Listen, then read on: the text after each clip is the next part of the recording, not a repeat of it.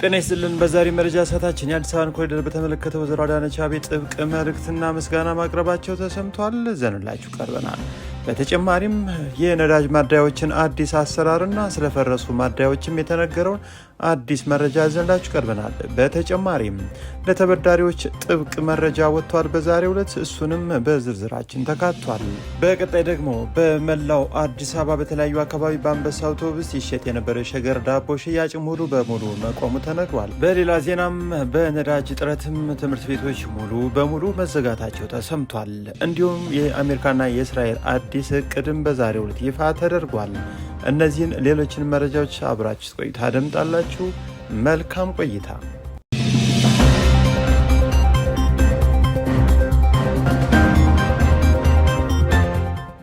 ወደ ዕለቱ ዝርዝር መረጃዎች አመራን። በቅድሚያም የነዳጅ ማደያዎችን በተመለከተ አዲስ አሰራር እንዳለ ተነገረም። የፈረሱ ነዳጅ ማደያዎችም በድጋሚ ተገንብተው ወደ ስራ ሊገቡ መሆኑ ተሰምቷል። በአዲስ አበባ ከተማ በተካሄዱ የኮሪደር ልማት ምክንያትም ሙሉ በሙሉ የፈረሱና በከፊል የተጎዱ 13 የነዳጅ ማደያዎች በአዲስ ቦታ ተገንብተው በቅርቡ ጊዜ ስራ እንደሚጀምሩ ነዳጅና ኤነርጂ ባለስልጣን አስታውቋል። የባለስልጣኑ ዋና ዳይሬክተር የሆኑት ዶክተር ደስታው መኮንን በአዲስ አበባ ከተማ አስተዳደር ስር ሲሰሩ የነበሩና በኮሪደር ልማት ምክንያትም የፈረሱት ማደያዎች ተገቢ ቦታ ተመቻችቶላቸው በድጋሚ እንዲገነቡ መደረጋቸውን ገልጸዋል። የማደያዎቹ በድጋሚ መገንባትም በልማቱ ምክንያት ጉዳት የደረሰባቸውን ተቋማት ወደ ቀድሞ ሁኔታቸው የመመለስ ጥረት አካል መሆኑን የገለጹት ዋና ዳይሬክተሩ በክልል ከተሞችም ከኮሪደር ልማት ጋር በተያያዘ በከፊልና ሙሉ ለሙሉ የፈረሱ የነዳጅ ማደያዎችን በማደስ ወደ ስራ እንዲገቡ ፈቃድ መስጠቱንም ተናግረዋል። በከተሞች መካከል ያሉ የነዳጅ ማደያዎች ቁጥርም አነስተኛ መሆኑን እና እንደ ችግር ያነሱት ሲሆን ችግሩን የፈጠረው በሀገሪቱ ያሉ ነዳጅ ማደያዎች በጥናት ላይም ተመስርተው አለመገንባታቸው ነው ብለዋል። በአሁኑ ወቅትም ማደያዎች የሚገነቡት ከከተማ አስተዳደሩ በሚሰጥ ፈቃድ መሆኑን አስታውሰው ባለስልጣኑ ይህንን ችግር ለመፍታትም በየትኛውም አካባቢ ምን ያክል የነዳጅ ማደያ ያስፈልጋል የሚለውን በማጥናት የጥናት ውጤትና ምክረ ሀሳቦችን ለጠቅላይ ሚኒስትር ጽሕፈት ቤት ልኳልም ብለዋል። በጥናት የተደገፈው አሰራርም ተግባራዊ ሲደረግ ከፍተኛ ወረፋና መጨናነቅ ያለባቸውና የነዳጅ ማደያ እጥረት ያለባቸውን አካባቢዎች ችግር ያቃልላል የሚል እምነት እንዳላቸውም የባለስልጣን ዋና ዳይሬክተር መናገራቸው ተሰምቷል። በሌላ ዜና ወይዘሮ አዳነች አቤቤ ለአዲስ አበባ ከተማ ነዋሪ ልዩ መልእክት ማስተላለፋቸው ተሰማ። የኮሪደር ልማቱ በብዙ መንገድ የማይጠቅም ፕሮጀክት እንደሆነ ቢነገረውም እሱንም ችላ ብሎ ተባባሪ በመሆን ከንቲባ አዳነች አቤቤ ለአዲስ አበባ ሕዝብም ምስጋና ችረዋል። ይህ የከንቲባ ምስጋና የተሰማውም ጠቅላይ ሚኒስትር አብይ አህመድ የኮሪደር ልማቱን ለማጣጣል ይሞክራሉ ያላቸውን ሀገራት ከተቹ ከ3 ሳምንታት በኋላ ነው። ከንቲባ አዳነችም በሁለተኛው ምዕራፍ ተጀምረው በተጠናቀቁ የኮሪደር ልማት ስራዎች ላይም ከፍተኛ አስተዋጽኦ ያደረጉ አካላትን ባመሰገኑበት ወቅት የከተማችን ነዋሪ ምንም እንኳ ጥቅሙ ለእነርሱ ቢሆንም በብዙ መንገድ የማይጠቅም ፕሮጀክት እንደሆነ ሲነገራቸው የተዛባ መረጃ ሲደርሳቸውም እሱን ጆሮ ዳባ ልበስ ብለው አልፈውታልም ብለዋል። አክለውም ከቦታ ቦታ ሲዘዋወሩ የተሰጣቸውን ቦታም ተቀብሎም ለእኛ ነው ጥቅሙ በማለት እጅግ ተባባሪ ነበሩ ብለዋል። ከመተባበር ባለፈም በማበረታታት ምግብ በማቀበል ቡና በማፍላት ተሳትፎ እንዳደረጉም የገለጹት አዳነች ለአዲስ አበባ ከተማ ነዋሪ እናጨበጭብላቸዋለን በማለት ምስጋና ችረዋል። የኮሪደር ልማቱ ላይ የተዛቡ መረጃዎች እየቀረቡ መሆኑን በመጥቀስም አስተያየት ሲሰጡ ከንቲባ የመጀመሪያው አይደለም። ጠቅላይ ሚኒስትር አብይ አህመድም መስከረም 22 ቀን 2018 ዓ.ም በሶማሊያ ክልል ጅግጅጋ ከተማ ላይ ሆነው ባስተላለፉት መልእክት የኮሪደር ልማቱ ስራን አይተው ሲያጣጥሩ የሚሞክሩ ሀገራትን ቡድኖች መኖራቸውን ጠቁመው የራሳችሁን ስራ ስሩ፣ ይህን ለእኛ ተውልን ሲሉ መናገራቸው ይታወሳል።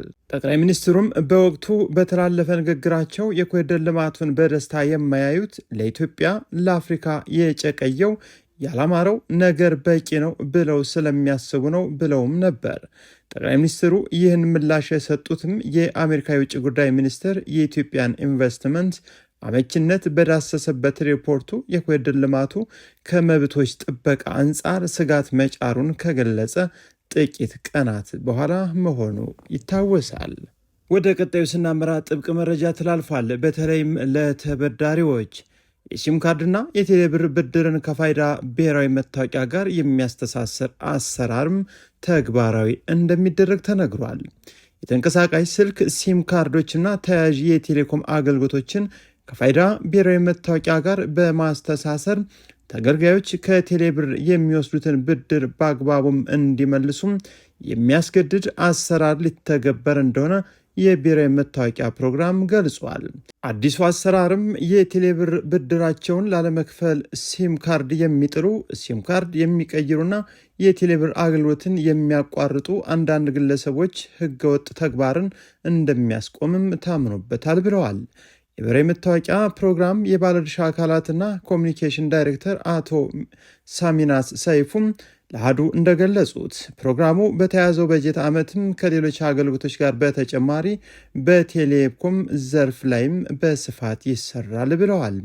አቶ ሳሚናስ የቴሌኮም ዘርፍ ላይ እየተሰጠ ያለው ብድር አነስተኛ መሆኑን አንስተው አገልግሎቱን ከፋይዳ ጋር ማያያዝ አሁን ካለው አቅም በላይ እንዲጨምር እንደሚያግዘውም ተናግረዋል። ይህ አዲስ አሰራር የብድር አገልግሎቱን በፍጥነት ወደ ስራ እንዲገባ ከማድረጉ በተጨማሪም እንደ ሞባይል ዳታና የአየር ሰዓት ለመሳሰሉት አገልግሎቶችም ሊሰጥ የታሰበውን አዳዲስ የብድር አገልግሎት አይነቶች ለማስተዋወቅ እንደሚረዳም አንስተዋል። የቴሌብር ብድር ከሲም ካርድና ከፋይዳ መታወቂያ ጋር መተሳሰሩ ግለሰቦች በተለያየ ማንነት ከኢትዮ ቴሌኮም በሚያወጧቸው ሲም ካርዶችም የሚፈጽሙትን ማጭበርበር ያስቀራልም ብለዋል። በተጨማሪም ፋይዳና ባንኮች በፈጠሩት የቀደመ ትስስር አማካኝነት ብድራቸውን ለመክፈል ፈቃደኛ ያልሆኑ ተበዳሪዎችን ለማስገደድ ያግዛል። እንዲሁም ተበድረው የሚጠፉትን ከፖሊስ ጋር በመተባበር ለመያዝ ያስችላል የተባለም ሲሆን ነገር ግን አሰራሩ በትክክል መቼ እንደሚጀምር አልተገለጸም። በሌላ ዜና በአዲስ አበባ ከተማ አስተዳደር ውስጥ በሁሉም አካባቢዎች በአንበሳ አውቶቡስ የነበረው የሸገር ዳቦ ሽያጭ ሙሉ በሙሉ መቆሙ ተነገረ። በአንበሳ አውቶቡስ የነበረው የሸገር ዳቦ ሽያጭ ሙሉ በሙሉ መቆሙን የአዲስ አበባ ከተማ ንግድ ቢሮ አስታውቋል። በ2012 ዓ ም በቀን 80 ሺህ ዳቦ ያመርታል ተብሎ ወደ ስራ ለገባው የሸገር ዳቦ ምርት መሸጫ የነበሩ የአንበሳ አውቶቡስ ሙሉ ለሙሉ ስራ ማቆማቸውን የአዲስ አበባ ከተማ ንግድ ቢሮ የቁጥጥር ዘርፍ ምክትል ኃላፊ አቶ ስመኘው ተሾመ ተናግረዋል። የኮሪደር ልማቱን ተከትሎ በወጣው የከተማ ስታንዳርድ ምክንያትም ለሸገር ዳቦ መሸጫነት ይውሉ የነበሩ አንበሳ አውቶቡሶች ከአገልግሎት እንዲወጡ በመጥቀስ አሁን ላይ ከተማውን በሚመጥን ስታንዳርድም በሱቆችና ልዩ ልዩ ማከፋፈያዎች ብቻ አገልግሎት እየሰጠ ይገኛል ሲሉ ኃላፊው ገልጸዋል። ኃላፊውም ለጊዜው ቁጥራቸውን በውል ባይናገሩም ዘመናዊ ሱቆችና ማከፋፈያዎችን መጠቀም የግድ ስለሆነ ነባሮች ሱቆችና የአንበሳ አውቶቡሶች በምንም አግባብ ከዚህ በኋላ ለአገልግሎት እንደማይመረጡ ተናግረዋል። የሸገር ዳቦ ሽያጭም በሁሉም ክፍለ ከተማ መቅረቡ እንደሚቀጥል የገለጹት አቶ ስመኘው የከተማዋን ገጽታ የማይመጥኑ የንግድ ማዕከላትን የማጽዳቱ ስራም ይቀጥላል ብለዋል። የሸገር ዳቦ መሸጫ አንበሳ አውቶቡሶች የተወገዱትም የአገልግሎት ጥራትን ለማስጠበቅ የማከፋፈያ ስፍራዎችንም ስታንዳርድ መቆጣጠር ተገቢ በመሆኑ ምክንያት እንደሆነም ተናግረዋል።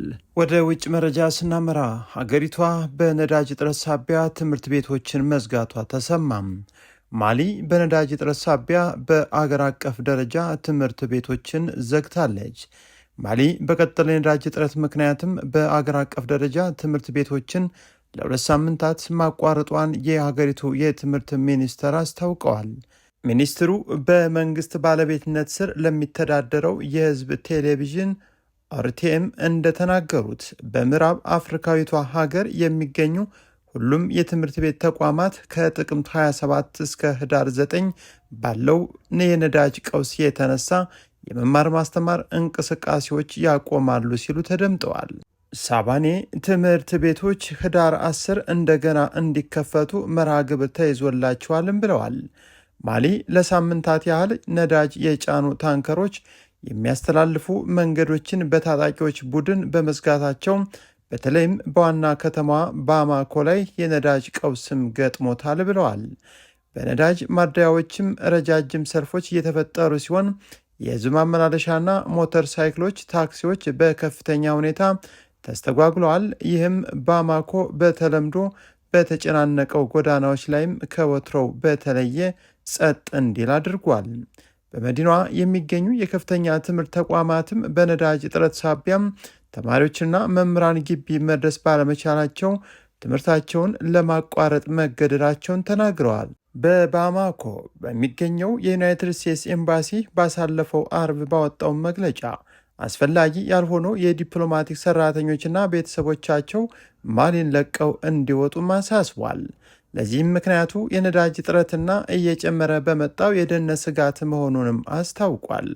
ኤምባሲው ከባማኮ ውጭ መደበኛ ወይም የድንገተኛ ቆንጽላ አገልግሎቶችን መስጠት እንደማይችል ገልጾም ወደ ማሊ የሚደረጉ ጉዞ ላይ ያወጣው ማሳሰቢያ አሁንም እንደቀጠለ ይፋ አድርጓል። በመጨረሻም አሜሪካና እስራኤል በጋዛ የመሸገውን ሐማስ ሙሉ ለሙሉ ለማውደም መስማማታቸው ተገለጸ።